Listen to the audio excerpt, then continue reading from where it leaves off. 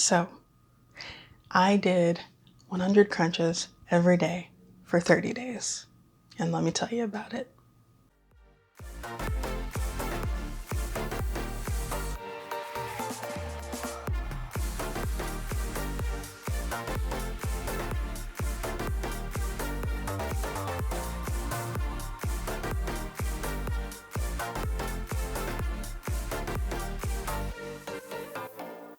Well, technically, I did miss one day, but it was actually an emergency, and I literally could not do the exercises. I was out of commission that day, but I did make up for it in the rest of the day. So technically, I did the right amount of crunches that I would have done. Let's see my terrible math skills. So that's 3,000 crunches. I technically did the right amount of crunches. I just skipped one day on accident, but let me tell you what happened, not what I expected. So I broke up my crunches into, I don't know, I'm doing this, I'm a little discombobulated right now. So I would do traditional crunches. I would do the crunches where I'm landing off to the side. I would do crunches where I do elbow to opposite knee, like that. And then I would do the reverse crunches. And then after that, I was pooped. So that's what really worked for me. That's what I stuck with. I'm not sure how other people, to be honest, I didn't really watch the videos of other people doing this challenge because I wanted to not make this can I do it the way they did it, but more so, can I do it in a way that's challenging to me?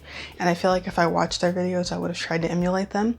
So I did it my way, and I think that it worked out for me because I feel like I've benefited a lot from doing this, and I would even really look forward to it.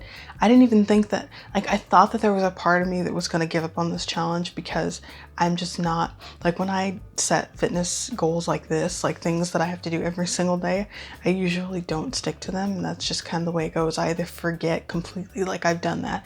I've set all these goals and written them out and been super excited about it, and then I literally forget the next day that I was going to do it. It's crazy. So with this, I set my whiteboard out. It was right in front of me every day. I see it every single day. There's no way that I can forget that I needed to do these crunches, and I think that's why I was able to stick with it, and I'm so glad I did. I think that from now on, core workouts are going to be a major part of my exercise routines, just because I really do feel a good difference.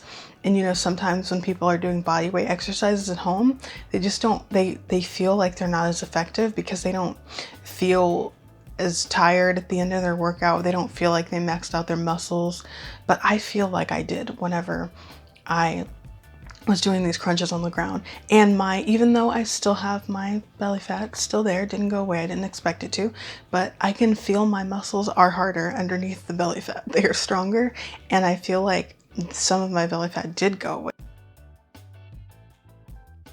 So what did I learn from this experience?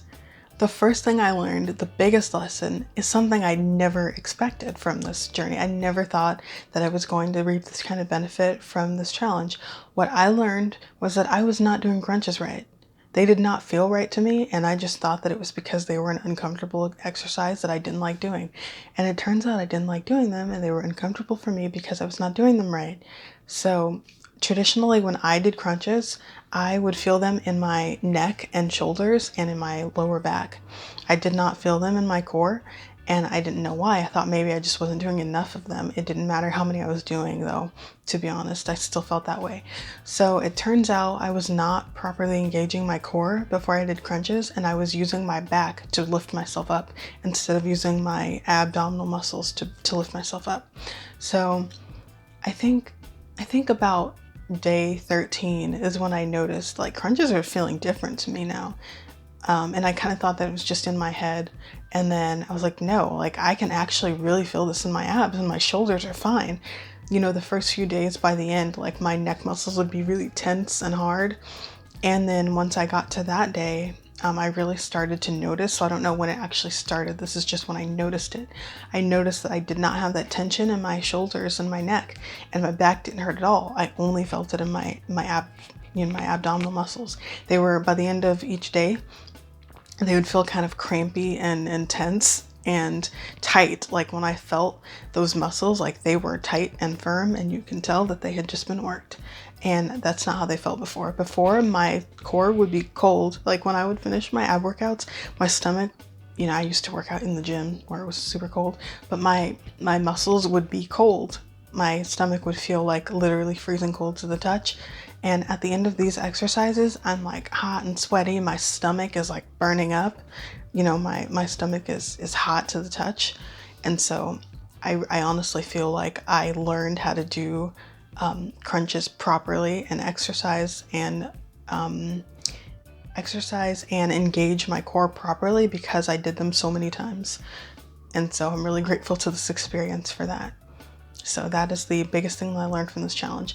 The next thing I learned from this challenge is that my back was stronger than my core, and that could have been what was causing my back problems. So I know everybody has back problems for different reasons, but after this experience, my back has started to feel so much better, like way better. It's insane how much better my back feels. So my back started hurting in middle school, and it was because I liked to carry all my books home with me. When I was in school, I liked to take every book home, like every subject, every textbook. I wanted to take them home every day.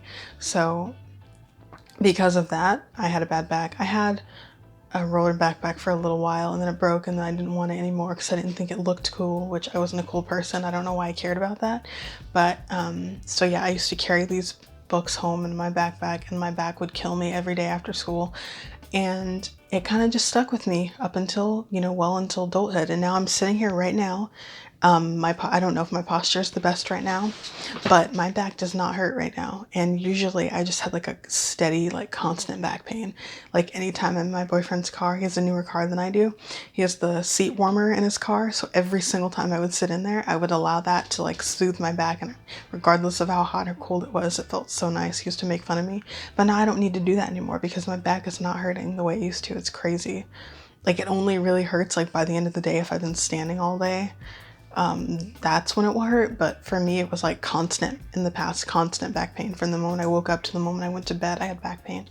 So I feel really good about that. I've also been doing a little bit of yoga though.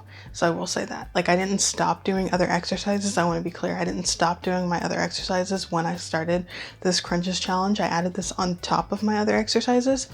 And so I have been doing yoga and been doing stretches. So that could also be something that is helping, but I've been doing this more consistently than the yoga. I've probably done yoga 4 to 5 times since I started this challenge, 4 to 5 days. And, you know, I've been doing this 30 days. So I honestly feel like this more so is what's been contributing to my back pain relief.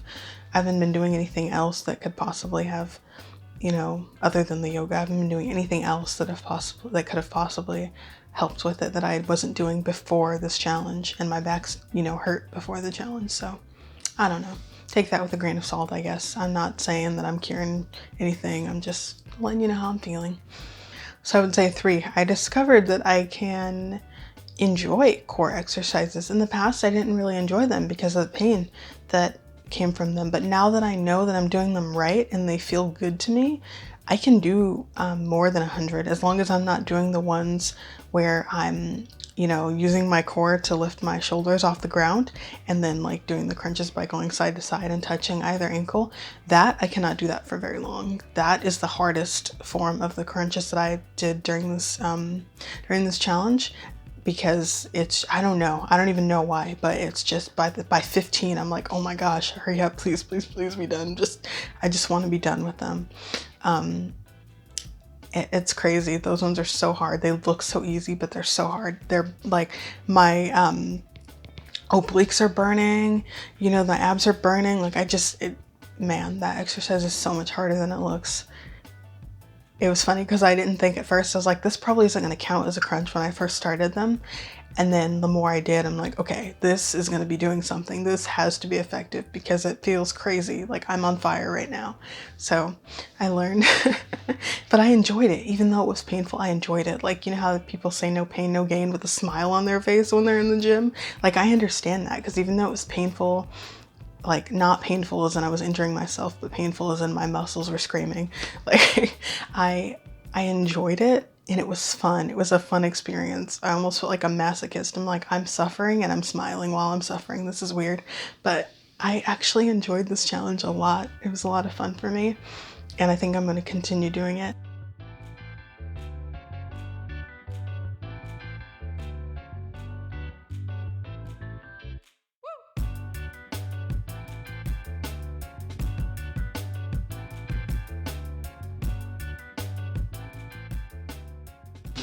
So yeah, I definitely feel different after this challenge. I feel good, I feel motivated, and I kind of want to continue on with it. Like maybe not every single day, but I at least want to do 2 days a week where I'm doing like a large amount of core exercises to really strengthen up, to continue to strengthen up my core. And I just want to see what that does for my back, because if you're someone who's experienced back pain, like continuous back pain, then you probably understand why I'm so excited right now. That's honestly what I care about the most of all the benefits that I've experienced, learning how to do core exercises properly, of, you know, being excited about being able to do so many of all the things that I'm excited about from this challenge. I am the most excited about not having continuous back pain all day, every day. It's so nice to be free of that pain. So I think at this point I'm rambling. I think I've said everything I needed to say, so I'm going to go ahead and not waste your time anymore. I'm going to go. If you have any questions, maybe anything that I didn't go over, feel free to leave them in the comment section, and as soon as YouTube notifies me of the comment, I will be sure and get back to you. Sometimes it doesn't notify me, even though I'm set to notifications for all comments, it doesn't notify me until like 6 days later sometimes. So crazy. I'm going to be checking on this video to make sure. But please leave a comment if you have any questions, or if you'd like for me to try any other challenge. I'm honestly pumped on challenges. I'm like in the zone. I'm ready. Like, we're in quarantine. I have nothing better to do, honestly, and they're fun. So I think I might, if you have any other fitness challenges that you would like to see me suffer through, if you enjoy watching me suffer, then go ahead and leave a comment and I'll try to make that happen for you. Also, thank you for getting my first video to over 1,000 views. I'm a very small channel. I have like 50 subscribers, which the number has doubled in like just the past month. So thank you for people who've subscribed to me. But that video got like 1,300 views, and that's crazy for my channel. That's really exciting, and it happened in less than a month. The second runner-up took like almost 9 months to get to 1,000 views. This video got to 1,000 views in less than a month. So thank you to those of you who watched. Thank you to those of you who enjoyed it. And I really hope you enjoyed this video. I hope I served you well in this video.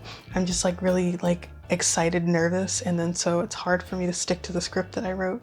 But I hope you enjoyed this video. Thank you for watching, and goodbye.